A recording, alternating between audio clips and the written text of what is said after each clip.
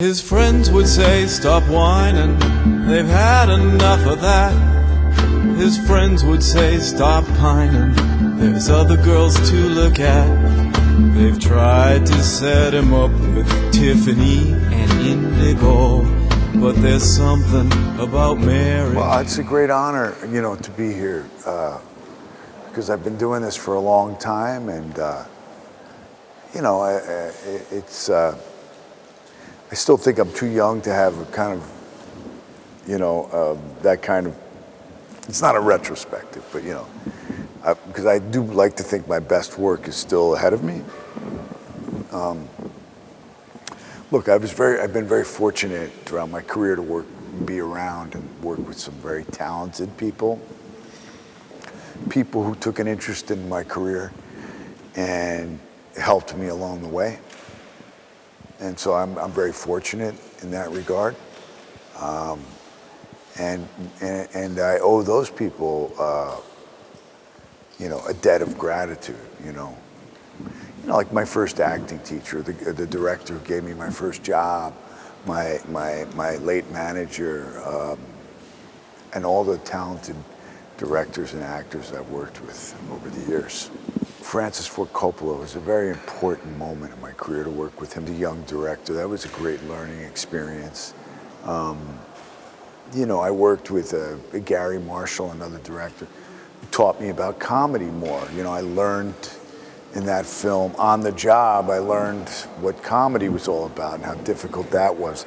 I worked with Gus Van Sant, very talented director. And of course, I worked with Lars von Trier recently, and that was a great experience. A lot of experimentation and definitely working outside the lines.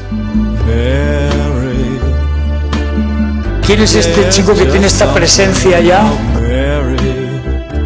Well, directing, I really do enjoy making films myself.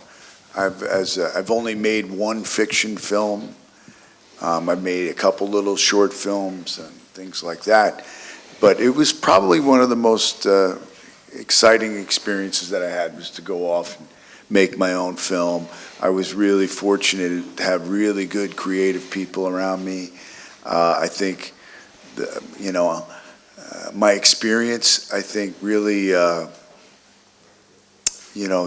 really helped me out, really helped me while I was making the film. And, I really was fortunate. I worked with some really great filmmakers. I also worked with some filmmakers that weren't so good. And I learned from my experience. And so by the time I got to the point where I was directing a film, and, I was really grateful to be able to do it. And I didn't take it for granted at all. I enjoyed the experience. I enjoyed working with other people. When you make a film, right, I think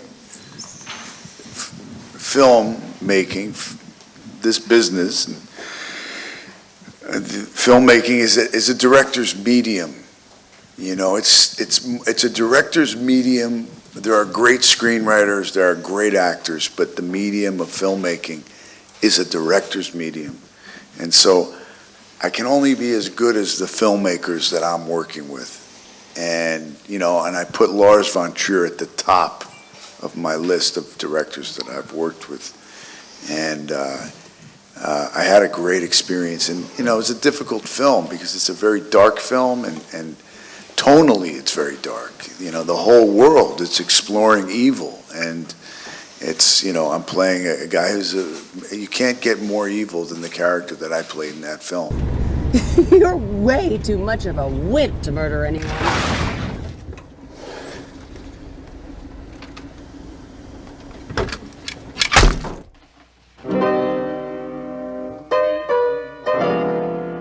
So a jack in the face of an admittedly unbearable lady was great art. Is that what I'm to make of it? So the material was the jack, and it jumped into the lady's face on its own. Art is many things. Very convenient and unusual in the pile of bad excuses. But all of that is of no interest whatsoever unless you are an engineer. And yet, when we were making the film, it wasn't dark at all. There was so much good energy and discovery, and I was learning, and we were taking chances, and it was all because of trust. Well, you know, I'm an actor. Sometimes I'm a director. Sometimes I'm a filmmaker, and I look for good characters. I look for good stories. I look to collaborate with good people. And the medium and the industry that supports that is changing all the time. So when I made my first film in 1978, I was a 14-year-old kid, they didn't have it. There was no such thing as independent movies, you know. They didn't really have it. It wasn't like a genre or something. It was just, I think they called them in those days, I think they called them B movies or something, you know, independent movies. It was just different. It was a different time. So, but I think, look, independent films, obviously, I think it's the spirit of, in the way that the film is made. If that's what an independent film is, that it's made with independence, where the director has autonomy and freedom to make his movie, yeah, I'm all for it. I don't know if I'm representative of it, because often those movies, you got to make a living too, you know what I mean? And sometimes you're making those films and you do it for love, not for the money, you know, that kind of thing. It's like Lars said to me when we finished the house that Jack built. I said, hey, this was a great experience. I really love working with you. And he said, yeah, wait till you see your paycheck. ¿Tuviste que hacer algún esfuerzo especial para meterte en lo que quería Lars von Trier? ¿Le entendiste bien desde el primer momento? I had no idea what he wanted me to do. No, we talked a lot. We actually did talk a lot about the film, you know. I still never was totally clear why he wanted me to play somebody who killed 67 people. Yeah.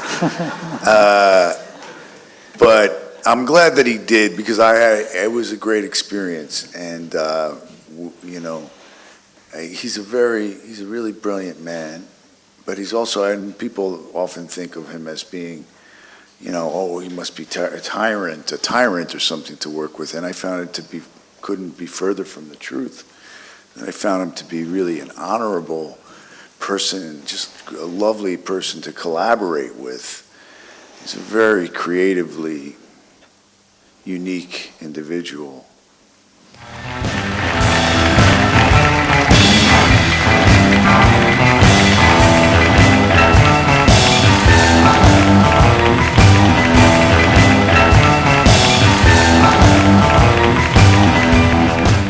And this is really an honor.